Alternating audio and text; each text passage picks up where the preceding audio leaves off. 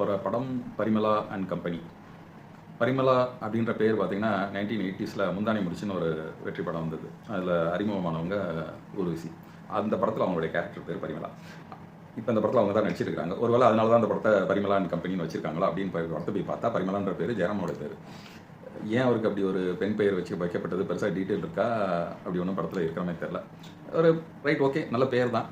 படத்தில் நல்ல stock casting. அந்த போஸ்டரில் பார்த்தாலே தெரியும். ஜெயராம், ஊர்வசி, அவங்க 2 பொண்ணுங்க, சஞ்சனா லபர் பந்தில் நடிச்ச ஹீரோயின், அவங்க சிஸ்டர் வராங்க, புதுசாக இருக்கிறாங்க, அருமையாக நடிச்சிருக்கிறாங்க. ஜெயராமோட உறவினர்களாக வர பக்ஸ் கேரக்டர் சிங்கப்பள்ளி சார் கூட நடிச்சிருக்கிறாரு, அருமையாக இருக்குது. இவங்க தங்கியிருக்க வீட்டோடைய ஹவுஸ் ஓனர் யோகி பாபு. படத்தில் முக்கியமான villain character Chandy.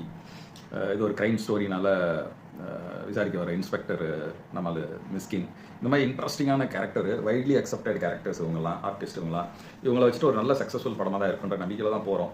But entire screen play இவங்க எதை மனசில் வச்சு எடுத்துருக்கிறாங்கன்னா, பாபநாசம், திருசியம் போன்ற படங்களை ஒரு ஸ்கூப் பண்ணி படம் கிண்டல் பண்ணி எடுக்கலாம்ன்ற மாதிரி தான் எடுத்துருக்கிறாங்க. அதனால் நிறையா அங்கங்கே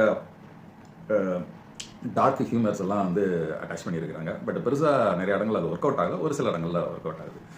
படத்தில் அப்படி என்ன இன்ட்ரெஸ்டிங்கான ஃபேக்டர் கொண்டு வர முடியும்? ஒரு 4 பேர் கொண்ட ஃபேமிலி, 2 பொண்ணுங்க, அப்பா அம்மா. இவங்க 4 பேருக்கு காமனாக ஒரு எதிரி சாண்டி மாஸ்டர். அவர் மேலே கோவத்தில் 4 பேருமே டிசைட் பண்ணுறாங்க, நம்ம நிம்மதியாக இருக்கனா இவனை நம்ம போட்டு தரலாம் தான் உண்டுன்னு. அவன் அடுத்த நாளே எப்படியோ கொலையாயிடுறான். கையெல்லாம் வெட்டப்பட்ட நிலையில் கடற்கரை வரமாக பாடி இருக்குது. இப்போ அங்கேருந்து போலீஸ் இன்வெஸ்டிகேஷன் மிஸ்கின் ஆரம்பிக்கிறாரு. இப்போ அந்த போலீஸ் எவ்வளோ அதை இம்பாக்ட்ஃபுல்லாக இன்வெஸ்டிகேட் பண்ணுறாங்களோ, இந்த ஃபேமிலிக்கு என்னைக்கு ஒரு ஆபத்து நெருங்குதோ அதை வச்சு தான் ஒரு இன்ட்ரெஸ்டிங் ஃபேக்டர் கிரியேட் பண்ண முடியும் ஆப்வியஸ்லி. பட் மிஸ்கின் சரியாக விசாரிக்கிறாரா?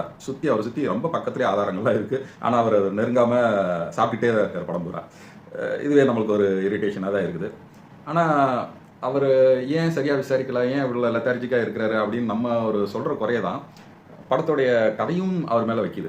படத்தில் அவர் கீழே வேலை செய்கிற ஒரு போலீஸ் ஆஃபீஸர் போய் கம்ப்ளைண்ட் பண்ணுறாரு, சார் ரொம்ப லெத்தார்ஜிக்காக இருக்காரு, சரியாக விசாரிக்க மாட்டேங்கிறாரு அப்படின்ற மாதிரி தான் அவர் மேலே கம்ப்ளைண்ட் வைக்கிறாங்க. நம்ம வைக்கிற அதே கம்ப்ளைண்ட் தான் கதையும் வைக்கிது. கடைசியில் அவர் ஏன் அப்படி லெத்தார்ஜிக்கான்னு இருக்குன்னு ஒரு 5 நிமிஷமாக ஒரு ஃப்ளாஷ்பேக் வருது. அதில் மிஸ்கின் பாவம் உடஞ்சு அழுது நடிச்சிருக்கு. அப்படி மனுஷனா இதுக்கு முன்னாடி அப்படி பார்த்ததே இல்லை. ஏன்னா அவர் எப்பயுமே ஸ்ட்ரிக்ட் ஆஃபீஸராக தான் இருப்பார். இந்த படத்தில் உடஞ்சு அழுகிறார் மனுஷன் அவர் குடும்பத்துக்காக. அப்படி பார்க்கும்போது உண்மையிலே அவருடைய நடிப்பு திறன் வெளியே வரும்போது புதுசாக பார்க்குற மாதிரி இருக்குது, நல்லாவும் இருக்குது.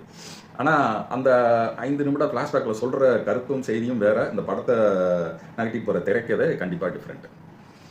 இந்த ஒரு 5 நிமிட இம்பேக்ட்ஃபுல் காட்சிக்காக ஒரு 2 மணி நேரம் தேட்டரில் உட்கார்றது நம்மளுக்கு கொடுக்கப்பட்ட தண்டனையாக இருக்குது.